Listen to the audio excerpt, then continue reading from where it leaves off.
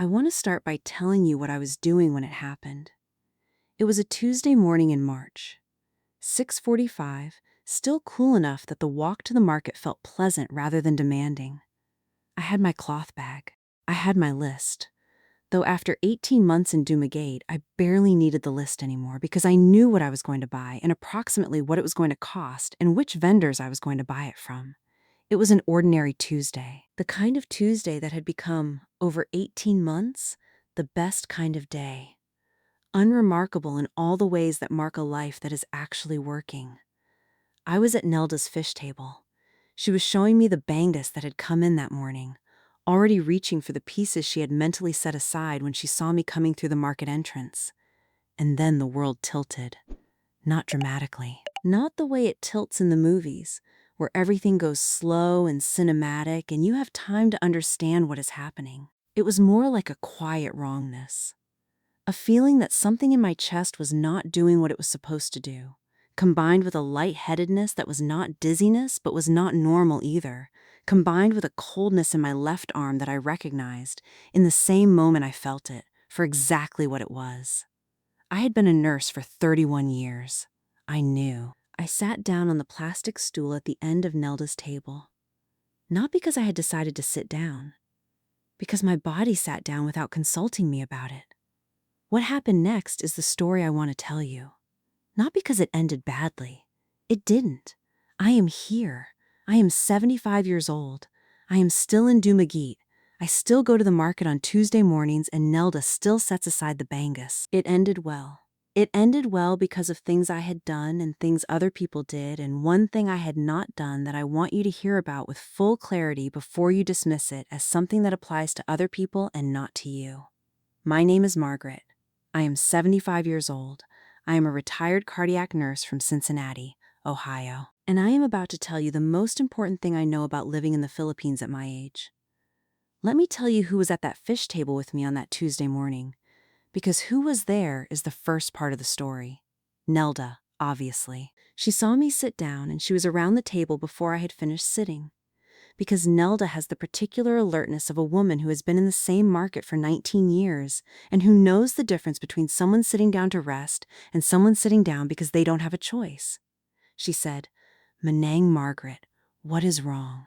Not loudly, not in a way that produced a scene. Quietly, directly, her hand already on my shoulder. I said, "My chest." I said it in the specific way that a cardiac nurse says it to another medical professional. Short, precise, economical. Nelda was not a medical professional. She understood anyway. She said 3 words to the vendor at the next table in Cebuano that I could not follow, and that vendor was gone running in a direction I could not track. And Nelda was beside me with both hands on my shoulders, and she said, "Someone is coming. Look at me. Someone is coming." The someone who came in approximately 4 minutes. Which I know because I was counting. Because counting was something to do besides sit with what was happening in my chest. Was a young man named Rolly who worked as a barangay health worker and whose station was 3 streets from the market and who arrived at a pace that told me he had been running since the vendor reached him. He took my pulse with his fingers at my wrist. He looked at my face. He said, "We need to go now." Rolly and Nelda and a man from the market, whose name I never learned, got me into a tricycle. Not comfortably, 3 of them in the sidecar with me and Rolly taking my pulse at 2-minute intervals. And the driver, who understood the urgency from the first word, made it to the emergency entrance of the private hospital in 11 minutes. I timed it. Cardiac nurses time things. I need to pause here because I want to tell you something about those 11 minutes that I think matters more than the medical details that follow. In 31 years of nursing cardiac patients, I cared for people who had heart attacks alone. In hospital rooms where the call button worked and there was always someone at the station. People who woke up in the night with chest pain and pressed the button and waited 90 seconds for someone to come. That 90 seconds, in a cardiac event, is an eternity. The difference between 90 seconds and 11 minutes is a difference that should not favor the 11-minute option. But I was not alone for a single second of those 11 minutes. Nelda was there from the moment I sat down. Rolly was there from minute 4. The unnamed man from the market was there the whole time. The tricycle driver knew what he was doing and did it. And at the hospital, because Rolly had called ahead from his mobile on the way over, there was a nurse at the entrance with a wheelchair before the tricycle stopped. I had been in Dumaguete for 18 months. I had gone to the market every Tuesday and Saturday for 18 months. I was not invisible. I was Manang Margaret, who bought Bangus from Nelda and who always stopped to look at the Lapu-Lapu even when she was only buying Bangus. I was a regular. And being a regular, it turns out, is not just a pleasant feature of this life. It is a survival mechanism. I think about this often. I think about what those 11 minutes would have looked like if I had been at the Kroger in Cincinnati instead of the Palenque in Dumaguete. If I had been standing at a fluorescent lit fish case instead of Nelda's table. If I had been a customer rather than someone who was known, I do not think the 11 minutes would have been 11 minutes. The hospital. Here is where I need to be precise and honest, because this is the part of the story that most people get wrong in both directions. Either by saying Philippine hospitals are just as good as American hospitals, which is not accurate, or by saying Philippine hospitals are inadequate and dangerous, which is also not accurate. The emergency team was competent and fast. The ECG was done within 6 minutes of my arrival. The doctor on duty, a woman named Dr. Cruz, who I would come to know well over the following 4 days, read the ECG with the specific calm of someone who has done this many times and who does not perform urgency but simply acts in it. She said, "This is a STEMI. We need to move quickly." She said it to me directly, in English, looking at my face, which I noticed and appreciated because many emergency physicians in any country speak around the patient rather than to them. STEMI, ST elevation myocardial infarction, a heart attack caused by a complete blockage of a coronary artery. I knew what it meant. I had cared for STEMI patients for 3 decades. Knowing what it means does not make it less alarming when it is happening to you. It makes it more alarming because you know exactly what you are working with. Here is the honest truth about what happened next. The hospital had thrombolytics, clot-busting medications, which is the standard treatment when cardiac catheterization is not immediately available. They administered them. They worked. The blockage resolved. My cardiac markers over the next 12 hours confirmed reperfusion. I spent 4 days in the cardiac ward. Here is also the honest truth about what the hospital did not have. The cardiac catheterization laboratory, the procedure that would have been the first-line treatment at a major American cardiac center, was not in Dumaguete. The interventional cardiologist who would have performed it was in Cebu City, 3 hours away. The decision about whether to transfer me for intervention or treat with thrombolytics was made on clinical grounds and was the right decision given the timeline and my clinical presentation. But it was a decision made under constraint. And that constraint is something you need to understand before you decide where to live in the Philippines. Dr. Cruz was honest with me about this on the 2nd day, when I was stable and coherent enough to have the conversation properly. She said, "The thrombolytics were successful in your case. If they had not been, we would have needed to transfer you to Cebu. The transfer in your condition would have been manageable but not without risk." She said it plainly, which I respected, because plain is what I needed. The 4 days in the hospital.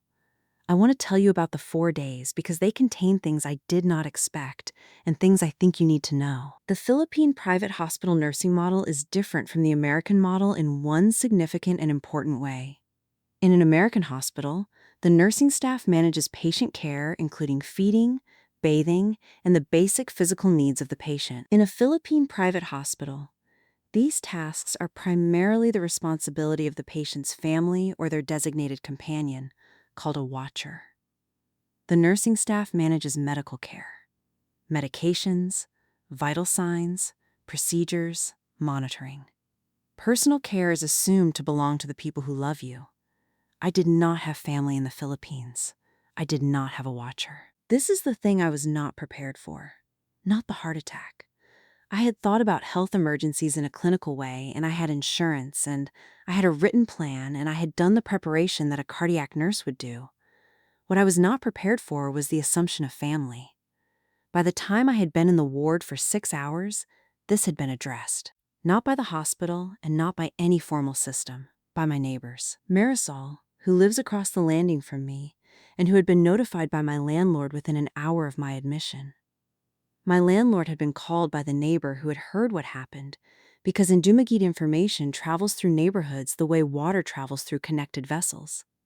Marisol arrived at the hospital at 2 in the afternoon with food and the quiet authority of a retired nurse who knew exactly what a STEMI patient needed and who had appointed herself my watcher without asking whether this was her role. She stayed for 6 hours. She came back the next morning. She organized, with a competence that I still find remarkable, a rotation of my neighbors and acquaintances from the market community. Nelda sent her sister on the second afternoon, because Nelda herself could not leave the stall, but her sister could, and so her sister came. That meant I was not alone for more than 2 hours at any point during the 4 days. People I had known for 18 months. People I had known through fish purchases and vegetable selections and the accumulation of Tuesday and Saturday mornings. People who had no obligation to me except the obligation this culture creates simply through proximity and consistent presence. They fed me. They sat with me. They talked to me, and they were quiet with me, and they advocated with the nurses on my behalf in Cebuano when they thought something needed to be addressed. Marisol argued with a nursing aide on the third morning about the timing of my medications with a precision that told me she had been tracking the schedule independently, which she had. I cried on the third day, not from fear or pain or gratitude exactly, but from the specific and overwhelming experience of being cared for in the full sense of that word. Not medically managed, but cared for, by people who had chosen to be there. Now I want to tell you about the thing I had not done. The one thing.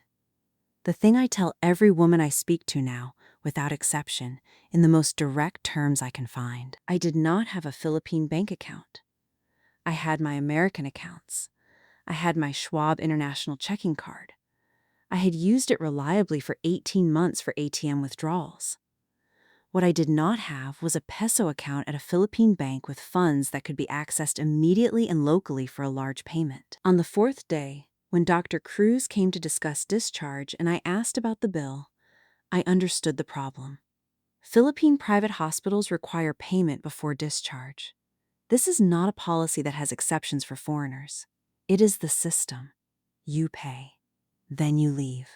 My bill was 187,000 pesos.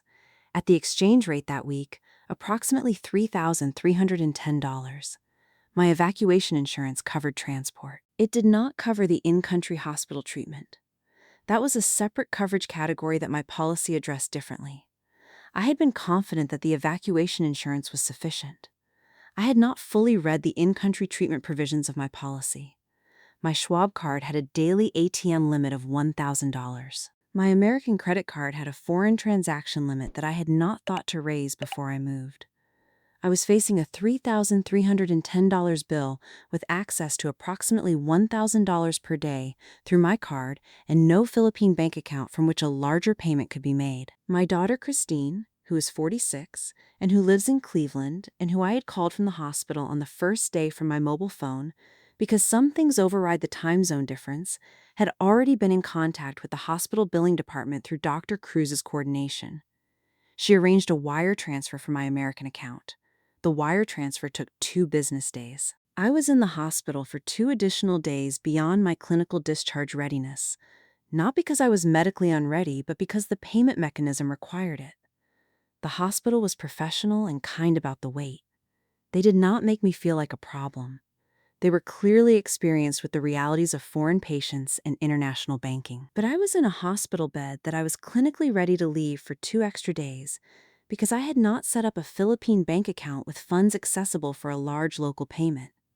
This is the thing I was not prepared for. I am going to spend the next section of this video talking about preparation, specifically. Not because I want to frighten you, because I am a cardiac nurse who spent 31 years preparing patients and families for outcomes they did not want to think about. And I know that the preparation is what makes the difference between a situation that is difficult and a situation that is catastrophic. Everything I am about to tell you is what I now have and what I did not have when the Tuesday morning at the market went wrong. A Philippine bank account with accessible emergency funds. Open a Philippine bank account in your first month. The major Philippine banks: BDO, BPI, Metrobank, are straightforward to open as a foreign resident with your passport and your visa documents. Transfer enough money to cover 3 to 4 months of expenses as a baseline. More importantly, keep a specific emergency fund in this account.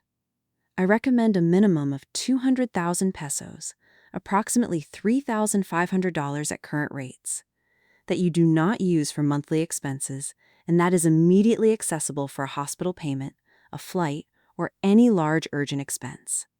This emergency fund is separate from your monthly budget. It is the cushion between a difficult situation and a crisis. I did not have it. I now have it. A comprehensive understanding of your insurance policy. I had medical evacuation insurance. I thought I understood what it covered. I did not fully understand the in-country treatment provisions. Read your policy in full. Specifically understand what is covered in-country before evacuation. What is the claims process? What do you need to do at the time of the event to activate coverage? Who do you call first? The hospital or the insurance company? Does the policy require pre-authorization for procedures? These are not abstract questions. These are the questions that determine what happens to your money in a medical event. Know the answers before the event. If your policy has gaps you cannot afford to absorb, and in-country hospital costs are often a gap, consider whether you need supplemental coverage. International health insurance policies that cover in-country treatment in the Philippines are available. They cost more than evacuation-only policies. For women over 70, the cost-benefit calculation of comprehensive international health insurance is worth serious consideration. A written healthcare plan that includes financial as well as medical information. My written healthcare plan, which I had, which was good, which Dr. Cruz used on the first day to understand my medical history, covered the medical information clearly. It did not cover the financial information. It did not tell the hospital who to call about payment, what my insurance policy number was, what my American bank information was for a wire transfer, or what my daughter's phone number was. Your written healthcare plan should include your complete medical history, current medications, allergies, blood type, your doctor's name and number, your insurance policy numbers and the phone numbers to call to activate each, your emergency contact in the United States, name, relationship, phone number, your bank information for wire transfers, your Philippine bank account information, authorization for your emergency contact to make financial decisions on your behalf if you are incapacitated. Give copies to your doctor in the Philippines, your neighbor who will come, your building manager or landlord, and your emergency contact in the United States. A medical power of attorney that is recognized in the Philippines. If you are incapacitated and cannot make decisions, someone needs the legal authority to make them for you. In the American medical system, a healthcare proxy or medical power of attorney serves this function. In the Philippines, the process is different and varies depending on circumstances. Speak to a local attorney about what documentation provides appropriate authority for your designated emergency contact to make medical and financial decisions on your behalf in the Philippine context. Do this before you need it. Your doctor's mobile number and a relationship that goes beyond quarterly check-ins. Dr. Cruz knew enough about my history to make good decisions on my first day because I had been seeing her every 3 months for 18 months and because she had read my file carefully at every appointment. This matters. Your doctor here is not just a provider for when you are sick. She is the person who makes the calls about your care when you cannot make them yourself. Invest in that relationship. I want to talk about the broader healthcare reality for women my age in the Philippines, because I think this is where the honest conversation most needs to happen. I am 75 years old. I have a cardiovascular history now that I did not have 18 months ago. I take additional medications that I did not take before March. My risk profile is different from what it was. I am still here. I have thought carefully about whether I should still be here. I have talked to Dr. Cruz, to Christine, to Marisol, and to my own professional understanding of what this history means going forward. Here is what I have concluded, and I am telling you my specific reasoning because I think it may be useful for women who are facing similar questions. The heart attack happened.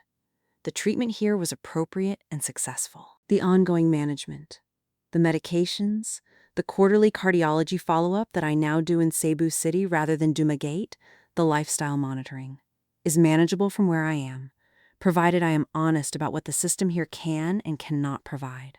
What it can provide: excellent ongoing management of stable cardiovascular disease, appropriate medications at low cost, good monitoring with physicians who are attentive and who I have now educated thoroughly in my history, access to Cebu City in 3 hours for anything that requires cardiologist-level intervention.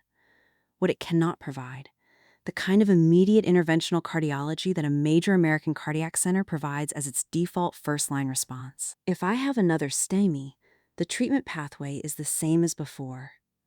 Thrombolytics here, potential transfer to Cebu, outcome dependent on how quickly everything moves and how well my heart responds.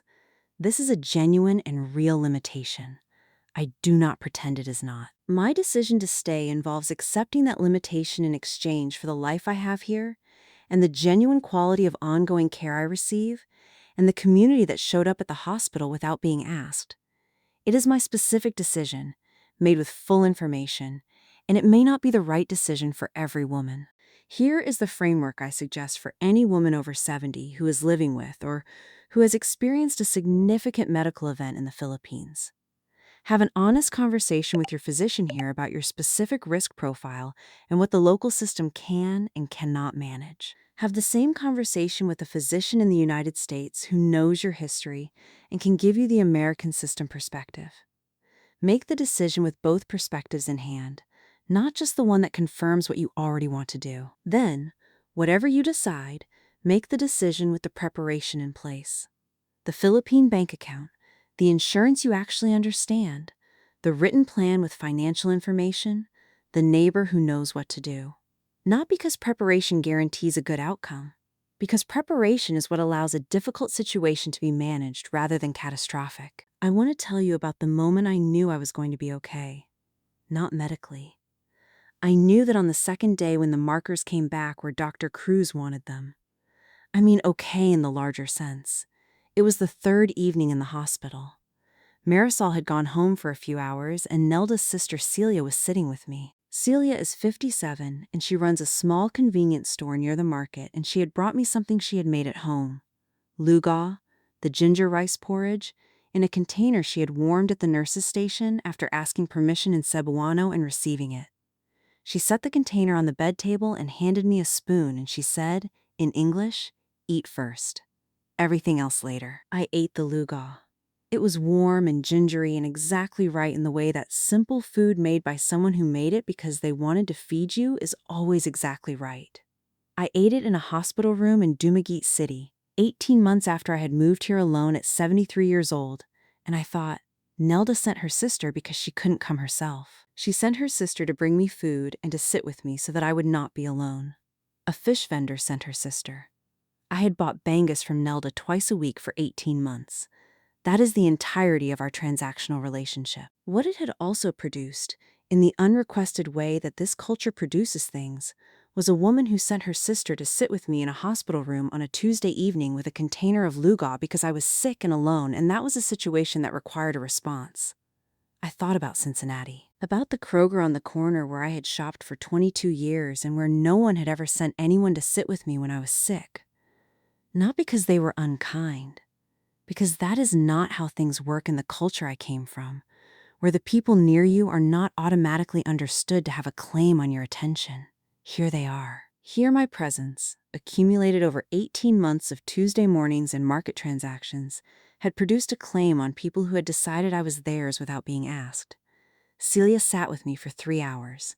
She told me about her children, and I told her about Christine. She asked me about nursing, and I told her stories from 31 years that I had never told anyone because there had never been quite the right occasion. She laughed at the funny ones and was quiet at the serious ones, and at the end of the 3 hours, when Marisol came back, she packed up the empty container and said, "Get better, Menang Margaret," and came back tomorrow to check on me. She came back tomorrow. She came back the day after. I have been home. And I use the word deliberately and correctly because Dumaguete is home for 4 months. I have been back to the market. I walk more slowly now, by habit and by clinical prudence, and I stop more often, and I do not carry the full cloth bag home myself, but let Nelda's delivery boy bring the heavy things. Dr. Cruz has cleared me for the market and the boulevard and the reading program where I volunteer on Monday and Wednesday mornings. She has not cleared me for strenuous exertion, which is fine because I had already decided that strenuous exertion was someone else's project. Nelda was at her table on my first Tuesday back. She looked at me when I came through the market entrance. She did not say anything dramatic. She reached under the counter and brought out the bangus she had set aside. She handed it across the table. She said, "Good pieces today. I saved the best for you." I held the fish. I thought about the Tuesday in March when she had seen me sit down on the plastic stool and had gone around the table before I finished sitting. I thought about the 3 words she had said to the vendor at the next table that had sent him running for Rolly the barangay health worker. I said, "Thank you, Nelda, for everything." She waved her hand in the way she always does when she wants to end an exchange that is getting too heavy. She said, "See you Saturday. Let me close by telling you what I want you to take from this, not as a warning, as preparation.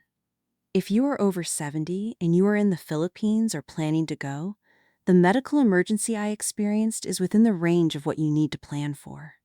Not to be frightened by, to plan for. There is a difference. The plan requires a Philippine bank account with emergency funds accessible immediately for a large payment, a minimum of 200,000 pesos. More is better. Insurance you have read completely and understood. Not just the headline coverage, but the in-country treatment provisions and the claims process and the pre-authorization requirements. A written healthcare plan that includes financial and emergency contact information, not just medical information. A physician relationship that is real. Not just a name on a list, but a doctor who knows your history and whom you see regularly enough that she can make good decisions about your care when you cannot make them yourself. A community. This one you cannot write down in a plan or purchase with a premium. It develops through time and presence and the accumulation of ordinary days at the same market and the same carinderia and the same neighborhood. It is the thing that is not in any preparation guide and that turns out to be the most important thing. Nelda was at that table. Marisol was across the landing. Celia came with Luga. The community was there before the ambulance would have been. And in the minutes that matter in a cardiac event, the community is the difference. Build it early. Go to the market when you don't need to. Learn names. Show up consistently. Become someone who would be missed if they didn't come on Tuesday. The Tuesday I didn't come, Nelda noticed. That noticing. That single, simple, completely unremarkable act of a fish vendor noticing that her regular hadn't arrived is what I am most grateful for. More than the thrombolytics. More than Dr. Cruz's competence. More than the evacuation insurance. Because without Nelda noticing, the rest of it doesn't happen in time. Go to the market. Become a regular. Let people know you. It is not sentimental advice. It is cardiac advice. And it might be the most important thing I know. There is one more thing I want to address before I finish, because I think it is the question sitting underneath every other question for any woman my age watching this. Should I still be here? I asked myself that question in the hospital. I asked it on the first night when Dr. Cruz had stepped out and the ward was quiet, and the monitor beside my bed was showing me my own heart's electrical conversation with itself, and I was lying there with the specific clarity that comes when your body reminds you that it has an opinion about the future. I want to tell you how I answered it, because I think my reasoning might be useful. I thought about what the event would have looked like in Cincinnati. I thought about my apartment there. The one I had given up 18 months earlier, the 3rd floor walk-up near the hospital where I had worked, the apartment I had lived in alone for 4 years after I retired. I thought about Tuesday mornings in Cincinnati, the Kroger, the fish case under the fluorescent lights. Nobody who knew my name. Nobody who would have seen me sit down wrong and understood what it meant. I thought about what would have happened in that Kroger if I had sat down on the edge of one of the plastic produce display ledges because the world tilted. Someone would eventually have noticed. Eventually being the operative word. The store manager might have come. They would have called 911. The ambulance would have taken 6 to 8 minutes in a best-case scenario. And through all of that, I would have been alone in a store where I had been a transaction for 20 years. In Dumaguete, Nelda was beside me before I finished sitting down. That difference. The difference between being a transaction and being known, between being a customer and being a regular, between being someone who comes and goes without trace and being someone whose absence is noticed. That difference is the medical difference, not just the emotional one, the medical one. Cardiac outcomes correlate with time to treatment. Time to treatment correlates with how quickly someone recognizes that something is wrong. How quickly someone recognizes that something is wrong correlates, in an emergency, with whether there is someone present who knows you well enough to notice. I was known. Someone noticed. Time to treatment was better than it would have been in any other context I can construct for a 74-year-old woman living alone. So when I ask myself, should I still be here? The honest answer is, here, with the preparation I now have in place and the community I have built and the doctor who knows my history is as safe as anywhere I could be. Safer, in the specific way that matters, than the apartment in Cincinnati where the fish was in a case under fluorescent lights and nobody knew my name. I am here. I am going back to the market on Tuesday. Nelda has my bangus. That is the answer.